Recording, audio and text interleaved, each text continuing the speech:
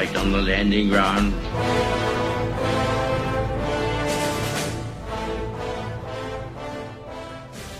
Thank you for joining us. You are listening to A Radio, and this is The Morning Moment. Please click on the follow button on Spreaker.com. Today I was watching the news and I had to comment on it. A report was launched today from a non-partisan organisation called Pew, and I will put a link to the report on my website.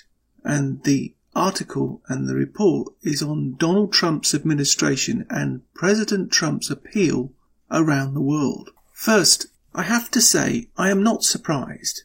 And second, why should he or America care? Let's tackle the second item first. Why should anyone care? Well, assume that the gravitas of America, just like any country, is based on an outside perception. If that perception is one of distrust, dislike, etc., etc., you can only be left with one outcome, which is not good for America's prestige in the world. However, that being said, let's look at the first point, that I am not surprised. The biggest problem for the world outside of the USA is, in my opinion, understanding the USA. America is a very proud country, and rightly so. They have done so much for the world, and depending on your point of view, some good and some not so.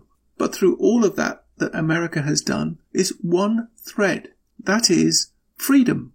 And freedom and the belief that every citizen has a God-given right to have it. Is that so bad? Now, as for perceptions, this is what people around the world, and yes, some inside America, need to understand. President Donald Trump ran for one reason. Yes, to make America great again. But beyond that, to stop the rot of disbelief that Americans had bred into them for many decades. Many decades. That America was not special and not different. And to put it quite simply, he, President Trump, did not and does not agree with that view. Now, finally, I need to address perceptions themselves. Where do those come from?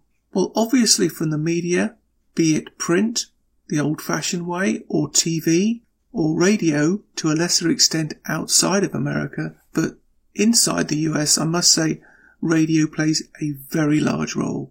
And of course, the new media. I speak, of course, about the internet, without which this that I am doing would not be possible. So the so-called mainstream media are embedded in their views in America. They are not impartial, the same with newspapers who are fighting for their very existence and, more importantly, their relevance in the modern world.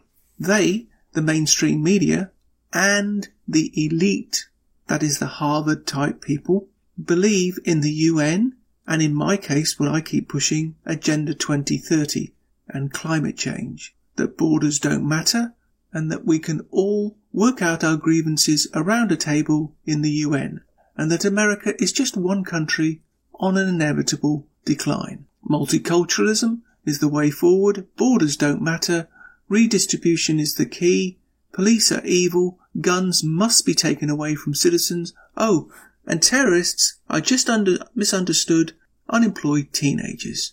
And we must find them jobs and apologise for plundering their home countries and the world of natural resources to maintain our evil lifestyle. Now, I hope you're getting the picture. I could go on, but this would take an hour. But I can sum this up with just a couple of phrases. And I've mentioned this before and I'll mention it again. It's simple. Control the media, control the message. And here's another phrase you probably haven't heard before.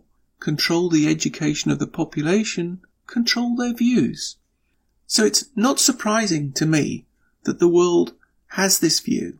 But let's see what they think in 4 years. Very different, I think. You can find more at aradio.wordpress.com, where you will find links to us on Twitter, Facebook, Instagram, iTunes, Gab, and email. We are continuing to reach out to you, so please pass on the links.